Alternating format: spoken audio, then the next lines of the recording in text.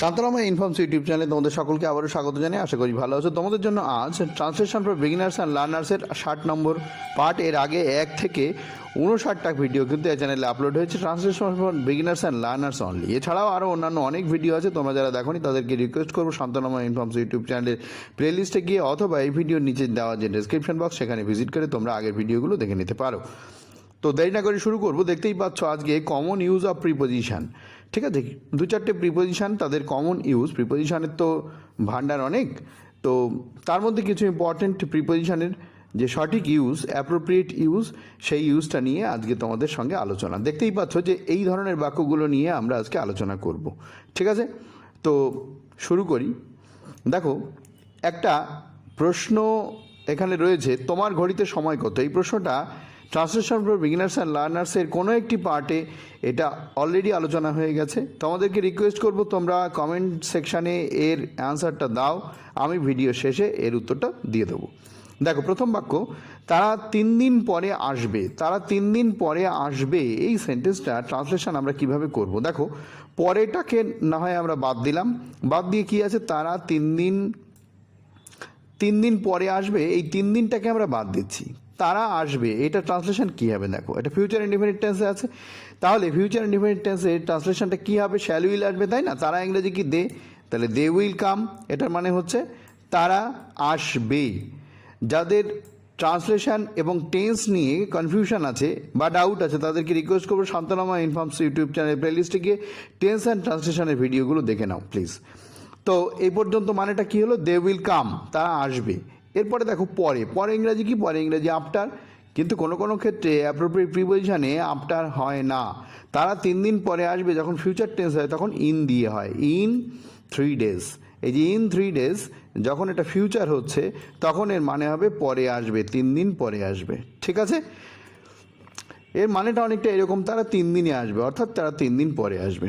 ঠিক আছে, দেখো তোমাদের জন্য এই প্রশ্নটা রাখলাম, ছেলেটি 2 দিন পরে আসবে। খুব সহজ বাক্য, ভিডিও পজ করে ট্রাই করো, আশা করি ট্রাই করেছিলে। এবার দেখো এটা কিভাবে হতে পারে। ছেলেটি আসবে, the boy will come in 2 days, 2 দিন পরে আসবে। ছেলেটি 2 দিন পরে আসবে, ইংরেজি the boy will come in 2 days। বোঝা গেল ব্যাপারটা? তাহলে এই জাতীয় ক্ষেত্রে দেখো, ফিউচার ইনডিফিনিট টেন্সের ক্ষেত্রে এই যে পরের জন্যে আমরা আফটার না ব্যবহার করে ব্যবহার করছি কি? ইন। খেয়াল রাখতে হবে, এখানে ইনটাই বসবে।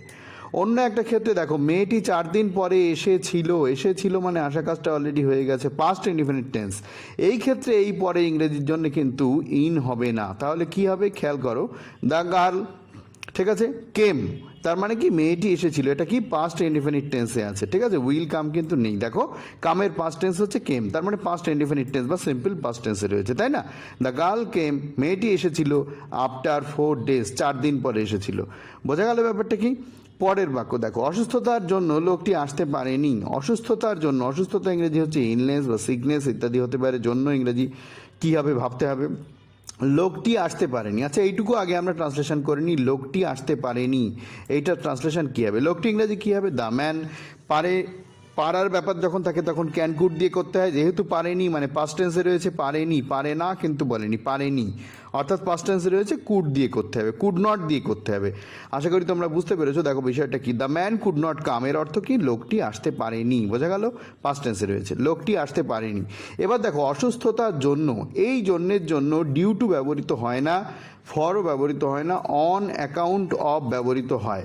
ফর ব্যবহার করলে যে খুব একটা ভুল হয়ে যায় এমনটা নয়, তবে এখানে ডিউ টু ব্যবহার করা অনেক গ্রামারিয়ানদের মতে যে সেটা ব্যাড ইংলিশ হয়ে যায়। অন অ্যাকাউন্ট অফ, এই কথাটা এখানে অ্যাপ্রোপ্রিয়েট হয়। ঠিক আছে, তাহলে ইলনেস, উইকনেস, সিকনেস ইত্যাদির আগে যখন কারণে ব্যবহৃত হবে তখন অন অ্যাকাউন্ট অফ এইটা ব্যবহৃত হবে। ঠিক আছে, অসুস্থতার জন্য বাদ দিয়ে কিন্তু এখানে অসুস্থতার কারণেও থাকতে পারতো।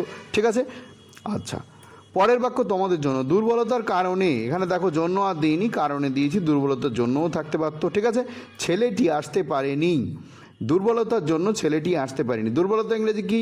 উইকনেস। ভিডিও পজ করে ট্রাই করো, দেখো ছেলেটি ইংরেজি কি? ছেলেটি ইংরেজি হচ্ছে দ্য বয়। আসতে পারেনি তাহলে কুড নট কাম, আগেরটার মতো the boy could not come, এটার অর্থ কী হলো? ছেলেটি আসতে পারেনি, পাস্ট টেন্সে রয়েছে। তারপরে দেখো দুর্বলতার কারণে, তাহলে ওই কারণের জন্য আমরা কি দেবো? ফর দেবো না, আমরা ডিউ টু দেবো না, আমরা দেবো অন অ্যাকাউন্ট অফ উইকনেস। বোঝা গেল ব্যাপারটা? পরের বাক্য, লেখার জন্য আমাকে একটা পেন্সিল দাও। দেখো, আমাকে একটা পেন্সিল দাও, এটুকু আগে আমরা করে নিই, এটা খুব সোজা। লেখার জন্য হচ্ছে লিখতে এরকম করতে হয়, তো আমাকে একটা পেন্সিল দাও, পেন্সিল দাও, ইম্পারেটিভ সেন্টেন্স। দাও ইংরেজি কি? দাও ইংরেজি গিভ। দেখো, give me a pencil, give imperative সেন্টেন্সের প্রথমেই ভার্ব দিয়ে শুরু হয়, ইউ সাবজেক্ট উজ্জ্ব থাকে, মি আমাকে, তাহলে গিভ মি এ পেন্সিল, আমাকে একটি পেন্সিল দাও। বোঝা গেল? এরপরে যেটা লেখার জন্য, এটুকু আমার বাকি থাকছে, এটুকু করতে হবে। লেখার জন্য মানে হচ্ছে টু রাইট, কিন্তু টু রাইটের পরে একটা উইথ প্রিপোজিশন বসাতে হয়, টু রাইট উইথ। এই উইথটা বসালে এটা সম্পূর্ণ পরিপূর্ণ হয়, শুধু রাইট লিখলে এটার পরিপূর্ণতা আসে না। ঠিক আছে, পরের বাক্য দেখো কি বলছে, এই অনুষ্ঠানে তাদেরকে নিমন্ত্রণ করা হয়েছে। দেখো, এই অনুষ্ঠানে তাদেরকে নিমন্ত্রণ করা হয়েছে, হয়েছিল না কিন্তু হয়েছে, কাজটা হয়ে গেছে, ফল এখনো আছে, এটা কিন্তু প্রেজেন্ট পারফেক্ট টেন্স রয়েছে। ঠিক আছে, দেখো সেন্টেন্সটা ট্রান্সলেশনটা কীরকমভাবে রয়েছে, দে হ্যাভ বিন ইনভাইটেড। ঠিক আছে, তাদেরকে নিমন্ত্রণ করা হয়েছে। এইবারে দেখো, এই অনুষ্ঠানে, এখানে কিন্তু ইন টিন কিছু বসেনি, ইন অ্যাট এসব কিছু বসেনি, বসেছে কি না টু বসেছে। বোঝা গেল ব্যাপারটা? To this ceremony. Okay, they have been invited to this ceremony. তাহলে এটাই ব্যাপার, যেটা ইনভাইটেডের পরে ইনটা বসে না, ইনভাইটেডের পরে টু, এই অ্যাপ্রোপ্রিয়েট প্রিপোজিশনটা বসছে। ওকে, পরের বাক্য,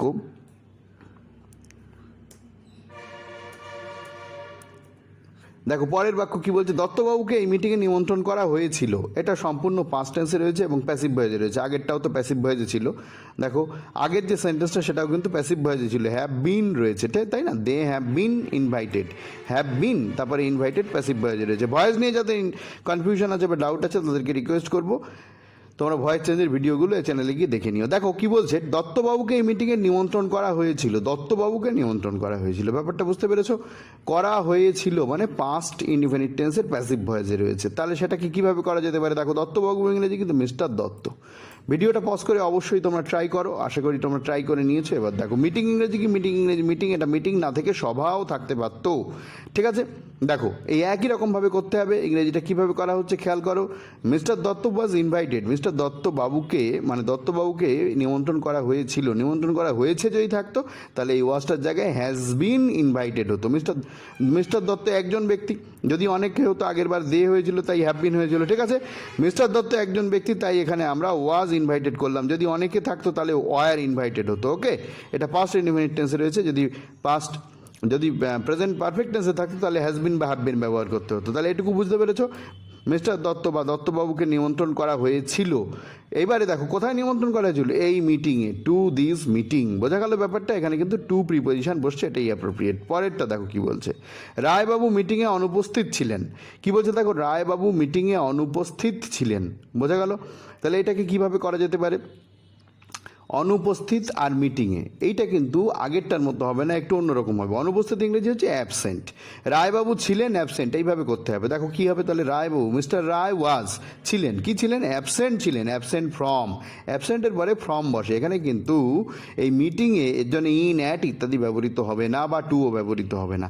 তাহলে অনুপস্থিত ছিলেন, অ্যাবসেন্টের পরে ফ্রম প্রিপোজিশনটা বসে, অ্যাপ্রোপ্রিয়েট প্রিপোজিশন। তাহলে mister Roy was absent from কোত্থেকে ছিলেন? দ্য মিটিং থেকে তিনি অনুপস্থিত ছিলেন। পরের বাক্য দেখো কি বলছে, সে আমার মুখের উপর এটা বলে দিল। এই উপর ইংরেজি মনে হচ্ছে তোমাদের অন হবে বা আপন হবে বা ইন হবে, এরকম মনে হচ্ছে, কিন্তু সেরকমটা হবে না, একটু অন্যরকম হবে। দেখো কি হচ্ছে, সে আমার মুখের উপরে এটা বললো। এটার জন্য আমরা ইট বা দিস যে কোনো একটাই ব্যবহার করতে পারি। আচ্ছা, সে আমার মুখের উপরে মানে সে আমাকে বললো, এরকম একটা ব্যাপার। আমাকে বললো এটা, তারপরে মুখের উপরে, এইভাবে আমাদের করতে হবে। দেখো সেন্টেন্সটা কীভাবে করা হচ্ছে, he told me this, he told me, সে আমাকে বললো, দিস মানে এইটা, ইটও লেখা যেতে পারতো এটা। ঠিক আছে, আচ্ছা, তাহলে হি টোল্ড মি দিস, সে এটা আমাকে বললো। এবার কি বলছে, মুখের উপরে, মুখের উপরের জন্য আমরা ব্যবহার করব টু মাই ফেস। এখানে কিন্তু অন, আপন বা ইন ইত্যাদি হবে না। পরের বাক্য তোমাদের জন্য অবশ্যই ট্রাই করো ভিডিও পজ করে, আমরা তাদের মুখের উপর এটা বললাম। ঠিক আছে, আচ্ছা, আমরা তাদের মুখের উপরে এটা বললাম। কে বললো? আমরা বললাম। তাহলে আমরা বললাম উই টোল্ড হয়ে যাবে তাদের মুখের উপরে, মানে তাদেরকে তারপরে মুখের উপরে করতে হবে। ঠিক আছে, ভিডিও পজ করে অবশ্যই ট্রাই করে নিয়েছো আশা করি।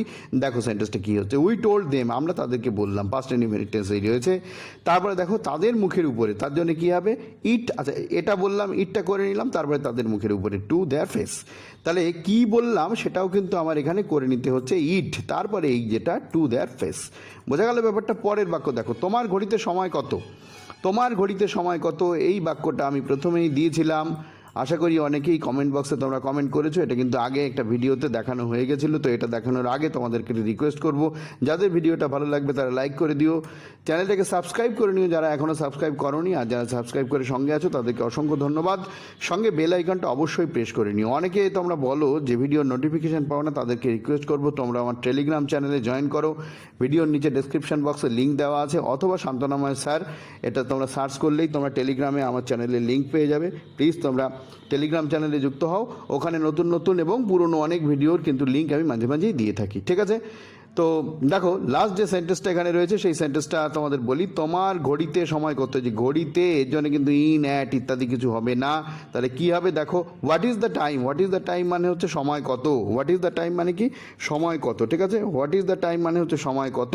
এরপরে দেখো তোমার ঘড়িতে, তাহলে ইন ইউর ওয়াচ হবে না, বাই ইউর ওয়াচ। ঠিক আছে, thanks for listening and watching. তোমরা সবাই ভালো থেকো, আবার দেখা হবে পরের ভিডিওয়ে, ততদিন ভালো থেকো।